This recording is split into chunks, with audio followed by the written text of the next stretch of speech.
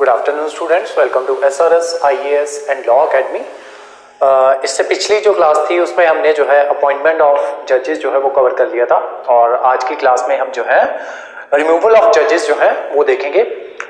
उसी के साथ साथ जो हमारे जो मेंस के एग्जामिनेशन जो है इसके कॉन्स्टिट्यूशन ऑफ इंडिया से रिलेटेड, उसमें जो हमारा जो जुडिशरी वाला पार्ट है उससे रिलेटेड आपको टोटल 8 क्वेश्चन जो है वो अब तक पूछे गए हैं। ठीक है, वो क्वेश्चन जो है पहले मैं वो आपको लिखाऊंगा, देन उसके बाद जो है हम जो हमारा ये वाला पार्ट है रिमूवल ऑफ जजेस वाला पार्ट जो है उसको कवर करेंगे। ये जो आंसर क्वेश्चंस जो मैं आपको लिखाऊंगा इसके आंसर जो है जैसे ही हमारी जुडिशरी खत्म होगी तो उसके बाद 2 क्लासेस जो है 2 क्लासेस लगा के आपके ये दोनों जो आपके टोटल 9 क्वेश्चन जो है वो बनेंगे। 8 क्वेश्चन जो है वो आपके पूछे गए हैं जुडिशरी में से, और एक क्वेश्चन जो है वो पिछला आपका रहता था जब मैंने आपको बताया था कि जीएसटी वाला जो है वो जब हम नेक्स्ट टाइम करेंगे तो जीएसटी वाला जो क्वेश्चन होगा मैं आपको तब लिखवा दूंगा। ठीक है, तो पहले ये क्वेश्चन लिख लो। ठीक है, इनके आंसर्स आप फ्रेम करके मुझे सेंड कर सकते हो, और जैसे ही हमारी जुडिशरी खत्म होगी तो ये क्वेश्चन जो है ये आपको इनके आंसर जो है वो आपको डिक्टेट करवा दिए जाएंगे। ठीक है, तो क्वेश्चन पहले लिखना स्टार्ट करो, देन हम अपना जो रिमूवल ऑफ जजेस जो है वो स्टार्ट करेंगे। तो फर्स्ट क्वेश्चन लिखो, वही जीएसटी वाला सेंटर स्टेट रिलेशंस वाला क्वेश्चन है ये आपका। फर्स्ट क्वेश्चन लिखो, explain the salient features of explain the salient features of Constitution Act 2016। Constitution Act 2016 bracket में लिख लो 101st Amendment Act। 101st Amendment Act, full stop। Do you think it is efficacious enough? Do you think it is efficacious enough? EFFICACIOUS, efficacious enough, quote unquote में लिखना अब इसको। To remove, coat start कर दो, to remove cascading effect of taxes, cascading effect of taxes, and provide for common national market for goods and services। 2017 का question है ये। ठीक है, नेक्स्ट लिखो, next question, Judicial legislation is antithetical, antithetical, THETICAL, antithetical to the doctrine of separation of powers as envisaged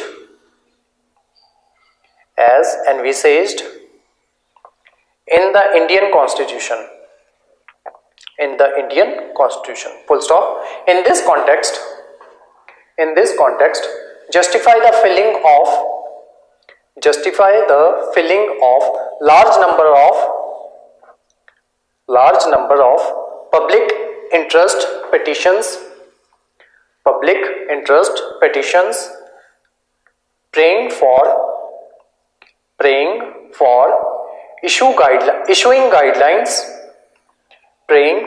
issuing guidelines to executive authorities।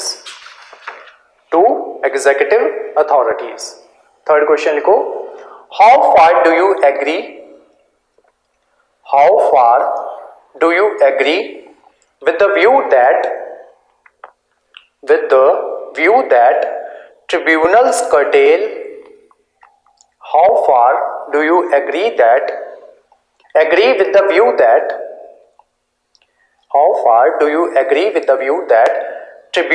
curtail the jurisdiction of ordinary courts? Tribunes curtail the jurisdiction of ordinary courts? Question mark.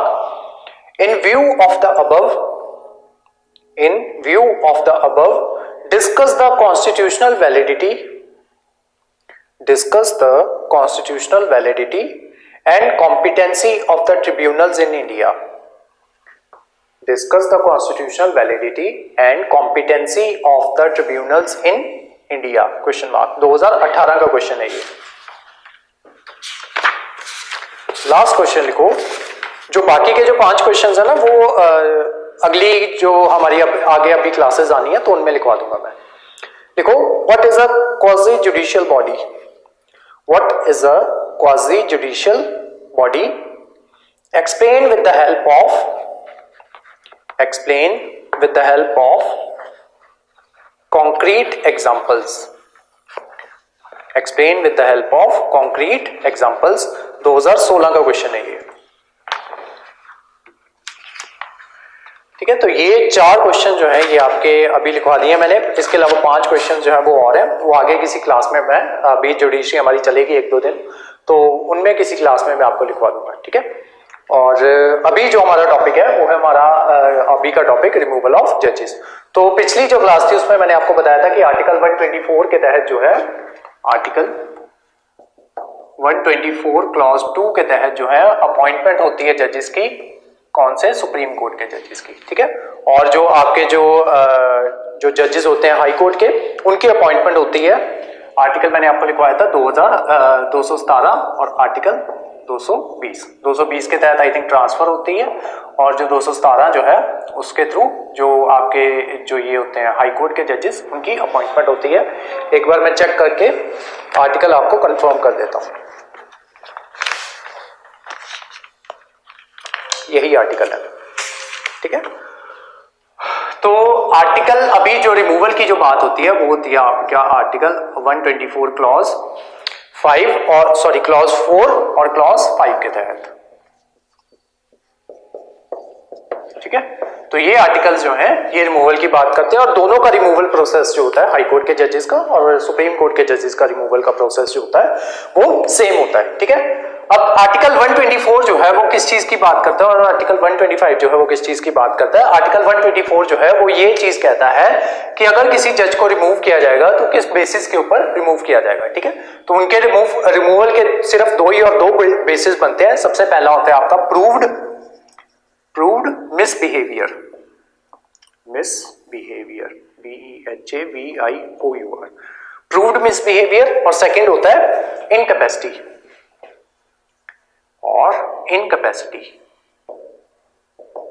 लेकिन ये दोनों चीजें misbehaviour और incapacity ये proved होनी चाहिए. ठीक है, उसी के बेसिस के ऊपर जो है इन जजेस को रिमूव किया जाता है. ये कहता है आपका आर्टिकल 124 क्लॉज 4 कि अगर कोई जज जिसका मिसबिहेवियर या इनकैपेसिटी जो है वो प्रूव हो जाती है तब उसको रिमूव किया जा सकता है. ठीक है, अब किया किस तरीके से जाएगा वो बताया गया है आर्टिकल 124 क्लॉज 5 में. आर्टिकल 124 क्लॉज 5 क्या कहता है कि पार्लियामेंट एक मेथड जो है वो डिवाइस कर सकती है, METHOD, मेथड जो है वो डिवाइस कर सकती है जिसके थ्रू जजेस को रिमूव किया जाए. यानी कि हमारा जो कॉन्स्टिट्यूशन है उसने डायरेक्टली नहीं बताया कि जजेस जो उनको रिमूव किस तरीके से किया जाएगा. उसने बोल दिया, हमारे कॉन्स्टिट्यूशन ने कह दिया आर्टिकल 124 क्लॉज 5 में कि पार्लियामेंट जो है एक मेथड डिवाइस कर ले जिसके तहत जो है आपके जजेस को रिमूव किया जाए. ठीक है, तो उसके लिए पार्लियामेंट ने क्या किया? पार्लियामेंट ने जजेस इंक्वायरी एक्ट बनाया. जजेस इंक्वायरी एक्ट 1968. तो ये जो एक्ट जो है ये बताता है कि जजेस जो हैं उनको किस तरीके से जो है वो रिमूव किया जाएगा. ठीक है, कि क्या उनका जो है जजेस के रिमूवल का प्रोसेस होगा. उसके अलावा पिछली क्लास में मैंने आपको जो है एक चीज जो है वो नहीं करवाई थी कि जो सुप्रीम कोर्ट के जजेस होते हैं, ठीक है, उनका टेन्योर जो होता है वो ऐसा डिफाइन नहीं होता कि कब तक जो है उनका टेन्योर जो है वो रहेगा. लेकिन एक चीज वहां पे दी गई है कि जब तक उनकी एज जो है वो 65 इयर्स तक नहीं हो जाती तब तक वो जो है जज बने रह सकते हैं अनटिल अनलेस उन्हें रिमूव किया जाए उनके ऑफिस से. ठीक है, तो एक बार वो जज लग जाते हैं, उसके बाद जब तक उनकी एज जो है 65 इयर्स की नहीं हो जाती तब तक वो जो है वो जज रहते हैं. हाई कोर्ट में ये एज कितनी है? 62 इयर्स. ठीक है, वहां पे भी इनका अदरवाइज कोई भी जो है तरीका जो है नहीं बताया गया कि उनको रिमूव कर दिया जाएगा. अनटिल अनलेस उन्हें रिमूव किया जाए तब तक वो जो है, जब तक उनकी एज 62 नहीं होती, वो अपने ऑफिस में रहते हैं, एज अ जज जो है अपने ऑफिस में वो सर्व करते हैं। ठीक है, तो ये चीजें जो थी ये मैंने वहां पे छुड़वा दी थी फिलहाल उस टाइम के लिए। ठीक है, तो यहां से अपना जो है नोट्स जब बनाने स्टार्ट करेंगे तो हम यहां से स्टार्ट करेंगे कि जजेस का टेन्योर जो होता है, सुप्रीम कोर्ट के जजेस का tenure up to age of 65 होता है, और जो हाई कोर्ट के जजेस का टेन्योर होता है वो अप टू 62 ईयर्स होता है। ठीक है, उसके बाद जो है हम रिमूवल का प्रोसेस जो है वो स्टार्ट करेंगे।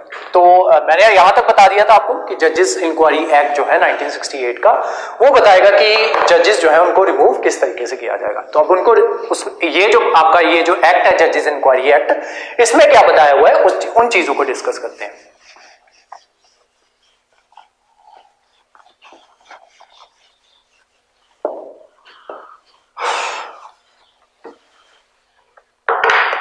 तो आपका जजेस इंक्वायरी एक्ट जो है वो ये कहता है कि अगर उनका मिसबिहेवियर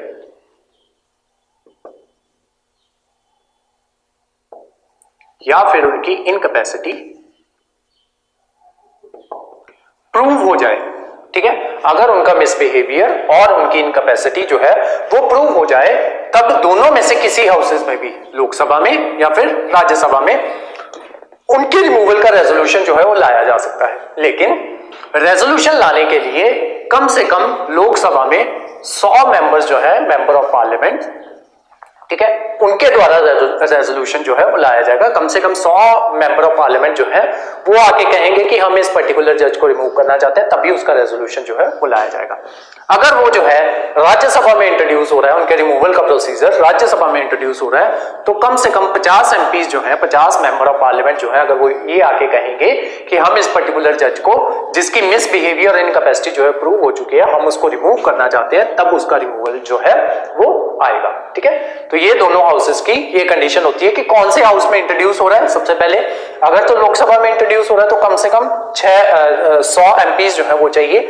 अगर राज्यसभा में इंट्रोड्यूस हो रहा है तो कम से कम 50 एमपीज जो है वो चाहिए। ठीक है, तो ये दोनों, मान लो अभी हाइपोथेटिकली मान के चलते हैं कि लोकसभा में वो चीज जो है वो इंट्रोड्यूस हुई। ठीक है, इसको फिलहाल के लिए साइड में छोड़ देते हैं। ठीक है, लोकसभा में इंट्रोड्यूस हुई तो वो क्या करेंगे, 100 के 100 एमपी अपना रेजोल्यूशन जो है स्पीकर को देंगे। ठीक है, अगर यहां पे इंट्रोड्यूस होती तो इनका हेड कौन होता है, इनका प्रिसाइडिंग ऑफिसर कौन होता है, चेयरमैन। तो यहां पे चेयरमैन को देनी थी। ठीक है, तो स्पीकर को दी जाएगी। स्पीकर क्या करेगा, अब स्पीकर और चेयरमैन, ठीक है, जिस भी हाउस में इंट्रोड्यूस हुआ है उसके अकॉर्डिंग समझ लेना। ठीक है, स्पीकर क्या करेगा, स्पीकर इस ये जो रेजोल्यूशन इनके द्वारा लाया जा रहा है, इस रेजोल्यूशन को एक्सेप्ट भी कर सकता है और रिजेक्ट भी कर सकता है। ठीक है, वो पूरी डिस्क्रिप्शन जो है वो स्पीकर की है। स्पीकर उसके लिए बाउंड नहीं है कि उसको एक्सेप्ट ही करना पड़ेगा। ठीक है, तो स्पीकर में एक्सेप्ट और रिजेक्ट। ठीक है, अगर तो रिजेक्ट हो गया तो बात वहीं पे खत्म। ठीक है, जज जो है वो उसको रिमूव नहीं किया जाएगा। अगर स्पीकर ने एक्सेप्ट कर लिया देन उसके बाद क्या होगा कि मान लो स्पीकर जो है उसने एक्सेप्ट कर लिया। अब यहां पे क्या होगा, special majority plus absolute majority के साथ। ठीक है, एब्सोल्यूट मेजॉरिटी मैंने आपको स्टार्टिंग में करवाया था। एब्सोल्यूट मेजॉरिटी क्या होती है, total membership of the house. तो जो लोकसभा है उसकी टोटल मेंबरशिप कितनी है, 550। ठीक है, और इसकी कितनी है, 250। ठीक है, तो total membership not less than total membership of the house, दोनों की मेजॉरिटी बना के एब्सोल्यूट मेजॉरिटी होती है total membership of the house, और जो ये होती है आपकी, मतलब एब्सोल्यूट मेजॉरिटी में total membership of the house देखी जाती है। दूसरी आपकी होती है इफेक्टिव मेजॉरिटी। ठीक है, उसमें जितने भी एंटी डिफेक्शन लॉ के तहत जो मिनिस्टर जो है जिनको निकाल दिया जाता है या वैकेंसी हो जाती है, उनको एक्सक्लूड करके जो आपकी 50% बनाई जाती है। यहाँ पे किसका कितना 50% होता है, 550 का। ठीक है, तो इस यहाँ पे क्या कहते हैं, एब्सोल्यूट मेजॉरिटी में ये देखा जाता है आपकी total membership of the house, तो वो होती है आपकी 550। और यहाँ पे जो है आपका इफेक्टिव मेजॉरिटी में वैकेंसीज वगैरह जो है उनको छोड़ के देन जितने भी नंबर बनता है, मान लो 240 बन गया, सॉरी 540 बन गया। ठीक है, मान लो 540 नंबर वो जो है वो नंबर 540 बन गया, तो 540 का 50% देखा जाएगा। ठीक है, तो वो जो होती है वो आपकी इफेक्टिव होती है। यहां पे कौन सी मेजॉरिटी देखी जाएगी, special majority plus absolute majority. तो इसके तहत जो है वोटिंग होगी। ठीक है, स्पेशल मेजॉरिटी क्या होती है, not less than 2/3 present and voting. ठीक है, और एब्सोल्यूट मेजॉरिटी क्या होती है, दोनों कंडीशन अगर आपकी फुलफिल होंगी, 2/3 प्रेजेंट एंड वोटिंग प्लस आपकी एब्सोल्यूट मेजॉरिटी, दोनों कंडीशन जब आपकी फुलफिल होंगी देन उसके बाद जो है इसका मतलब ये होगा कि एक हाउस ने उसको जो है वो जो रेजोल्यूशन जो लाई गई थी एक हाउस ने उसको पास कर दिया, ठीक है, तो वो एक हाउस से उसको पास मान लिया जाएगा। देन उसके बाद क्या होगा कि एक कमेटी जो है वो बिठाई जाएगी, ठीक है, वो जो आपके जो जज थे, ठीक है, उनको अपनी सफाई देने का मौका दिया जाएगा, ठीक है, और वो कमेटी जो है मान लो अगर यहां पे इंट्रोड्यूस हुआ है तो वो कमेटी यहां पे बैठेगी, ठीक है, अगर वो मोशन यहां पे इंट्रोड्यूस हुआ होता तो वो कमेटी यहां पे बैठती, ठीक है, अब वो कमेटी बैठेगी यहां पे, ठीक है, जज की बात जो है वो सुनी जाएगी, ठीक है, क्योंकि नेचुरल जस्टिस का जो आपका वो जो है प्रिंसिपल जो है वो ये कहता है कि किसी को भी बिना उसकी बात सुने उसको पनिश जो है वो नहीं किया जा सकता, ठीक है, तो सेकंड हाउस क्या करेगा, जज की बात सुनेगा, ठीक है, एंड देन सेम प्रोसीजर, जज की बात सुनने के बाद सेम प्रोसीजर आपका राज्यसभा में इंट्रोड्यूस होगा कि special majority plus absolute majority के साथ वो जो बिल जो है वो लाया जाएगा, रेजोल्यूशन जो है वो लाई जाएगी। अगर वो रेजोल्यूशन पास हो जाती है तो वो जो आपका जो होगा वो रेजोल्यूशन जो होगा उसका रिजल्ट जो होगा वो प्रेसिडेंट के सामने भेजा जाएगा और प्रेसिडेंट फाइनली इसको इंपीच कर देंगे, ठीक है, जज को उसके ऑफिस से रिमूव कर दिया जाएगा। तो ये सारा प्रोसीजर होता है कि किस तरीके से जो आपके हाई कोर्ट के जजेस हैं या फिर आपके सुप्रीम कोर्ट के जजेस हैं उनको कैसे रिमूव किया जाता है। अब यही चीज यहां पे समझ लो, ठीक है, वैसे तो मैंने ऑलमोस्ट सारी आपको समझा दी है। यहां पे क्या हुआ, राज्यसभा में एक रेजोल्यूशन आया कि इस पर्टिकुलर जज को रिमूव करना है, क्यों, क्योंकि उसका मिसबिहेवियर और उसकी इनकैपेसिटी जो थी वो प्रूव हो गई थी।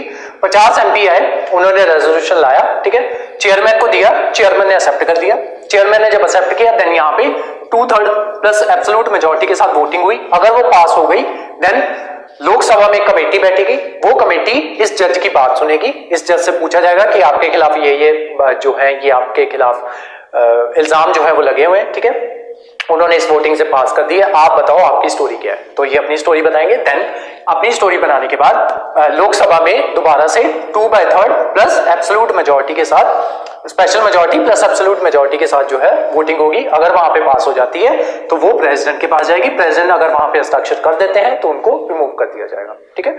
तो ये होता है आपके रिमूवल ऑफ जजेस का सारा जो प्रोसेस होता है, ठीक है। तो ये हो गया आपका रिमूवल ऑफ जजेस। अब इसके नोट्स बनाने से पहले, ठीक है, जो हमारी YouTube वाली क्लास है उसको खत्म करने से पहले एक चीज जो है और कर लेते हैं। एक मैंने आपको बताया था सिटिंग आपके चीफ जस्टिस ऑफ इंडिया वो कौन होते हैं, और एडहॉक जजेस करने हैं हमने और रिटायर्ड जजेस करने हैं।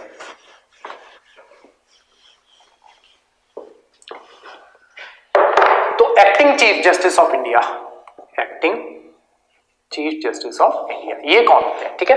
मान लो चीफ जस्टिस ऑफ इंडिया अपने office, chief justice of India जो है उनका ऑफिस जो है वो वेकेंट है, ठीक है, या चीफ जस्टिस ऑफ इंडिया को कुछ भी काम आन पड़ा है, कोई भी ऐसा सर्कमस्टांस आ गया है कि चीफ जस्टिस ऑफ इंडिया जो है वो सुप्रीम कोर्ट में एज अ जज जो है वो नहीं बैठ सकते, ठीक है, कोई ना कोई सर्कमस्टांस आ गया, उस टाइम पे जो हमारे प्रेसिडेंट हैं, ठीक है, यहां पे तीनों में, ठीक है, एडहॉक जजेस और रिटायर्ड जजेस, RETI रिटायर्ड जजेस, तीनों में अपॉइंटिंग अथॉरिटी इंपॉर्टेंट है, बस वही चेंज हो गई, ठीक है। तो यहां पे प्रेसिडेंट अपनी डिस्क्रिप्शन के ऊपर, बेसिकली अपनी description he council of minister के कहने पे, ठीक है, डिस्क्रिप्शन यहां पे नहीं होती, काउंसिल ऑफ मिनिस्टर के अकॉर्डिंग, ठीक है, जो काउंसिल ऑफ मिनिस्टर उनको एडवाइस देंगे, वहां पे किसी एक बंदे को acting chief justice of India जो है वो बनाया जा सकता है, अगर जो current chief justice of India है वो अपने ऑफिस में नहीं है तो उस पॉइंट पे, ठीक है। तो प्रेसिडेंट जो है किसी भी एक जज को, एनी करंट जज जो ऑफिस में हो, ठीक है, सुप्रीम कोर्ट के किसी भी जज को acting chief justice of India जो है थोड़े टाइम के लिए बनाया जा सकता है। बनाएगा कौन? प्रेसिडेंट, ठीक है। अब आते हैं एडहॉक जजेस। एडहॉक जजेस जो है वो मैंने आपको स्टार्टिंग में बताया था ना, एडहॉक कि थोड़े टाइम के लिए बनाए जाते हैं, जैसे ही उनका काम जो है पूरा हो जाता है तो वो ऑटोमेटिकली ऑफिस से उनको रिमूव कर दिया जाता है, ठीक है, या उनका ऑफिस जो होता है वो खत्म कर दिया जाता है। एडहॉक जजेस कब बनाए जाते हैं, या रिटायर्ड जजेस जो हैं वो कौन होते हैं, या उनको जो है क्या कहते हैं, उनको भी ऑफिस में जो है वो लाया जा सकता है। वो कब लाया जाता है, किस केस में? जब कोरम मेंटेन ना हो रहा हो, कोरम जो है वो मेंटेन ना हो रहा हो, मतलब कि केसेस इतने ज्यादा बढ़ गए हैं और जितना कोरम हमने रखा हुआ है, ठीक है, सुप्रीम कोर्ट के जजेस का या बेसिकली सुप्रीम कोर्ट के जजेस का जितना कोरम रखा हुआ है वो कोरम जो है वो मेंटेन नहीं हो रहा, ठीक है। कोरम कब मेंटेन नहीं होता? जब 1/10 से कम जो है जो नंबर जो है 1/10 से कम हो जाए। मान लो कि अगर सुप्रीम कोर्ट में 30 जजेस हैं, ठीक है, तो 30 का 1/10 कितना होगा? 3, ठीक है। तो जब सुप्रीम कोर्ट में 3 से भी कम जजेस आ जाए, ठीक है, उस टाइम पे कहा जाएगा सुप्रीम कोर्ट का कोरम जो है वो मेंटेन नहीं हो रहा, ठीक है। तो 3 जजेस से भी मान लो हाइपोथेटिकली लिया है हमने ये 30 फिगर, बेसिकली जब 1/10 से कम हो जाए तो उसको कोरम मेंटेन नहीं हो रहा, ये कह दिया जाता है, ठीक है। तो जब 1/10 से भी कम जजेस हो जाए उस टाइम पे एडहॉक जजेस जो है उनको अपॉइंट किया जा सकता है, या रिटायर्ड जजेस जो होते हैं, जो जजेस रिटायर हो चुके हैं, उन जजेस को वापस लाया जा सकता है सुप्रीम कोर्ट में, ताकि उनका कोरम जो है, एटलीस्ट कोरम जो है वो मेंटेन किया जा सके, ठीक है। तो अब ये वापस लेके कौन आता है? यहां पे कौन लेके आ रहे थे? प्रेसिडेंट। यहां पे कौन लेके आएंगे? चीफ जस्टिस ऑफ इंडिया, ठीक है। तो चीफ जस्टिस ऑफ इंडिया जो है, अगर कोरम मेंटेन नहीं हो रहा तो जजेस को, जो एक्टिंग जजेस होते हैं, ठीक है, एक्टिंग जजेस किसके? हाई कोर्ट के।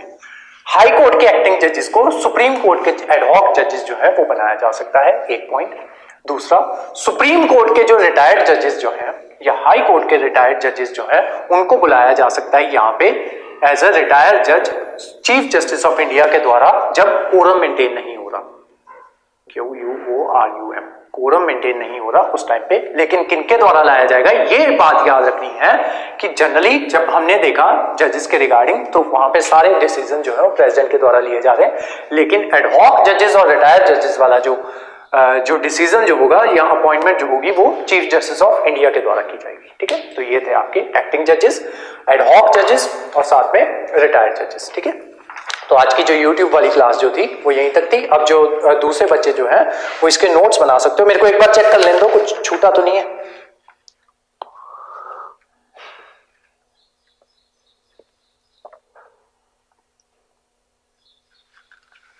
एक चीज छूटी है आपकी, वो जो मैंने आपको बताया था कि कमेटी बनती है ना, कि जब एक हाउस में वो जो है वो पास हो जाता है देन सेकंड हाउस में वो कमेटी जो है वो बनाई जाती है।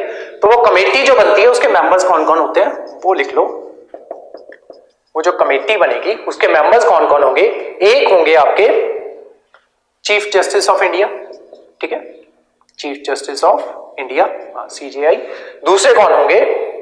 Sitting chief justice of high court, ठीक है, sitting chief justice of high court. Third कौन होंगे? Eminent jurist, eminent jurist. तो इन 3 लोगों की कमेटी जो है वो बनाई जाएगी, ठीक है। देन वो कमेटी जो है वो डिसाइड करेगी, वो कमेटी बेसिकली इनकी बात सुनेगी, वो अपनी बात जो है इस कमेटी के सामने रखेंगे, देन वो जो है सेकेंड हाउस में वोटिंग होगी, ठीक है। तो ये चीज जो थी ये आपको करवानी रह गई थी।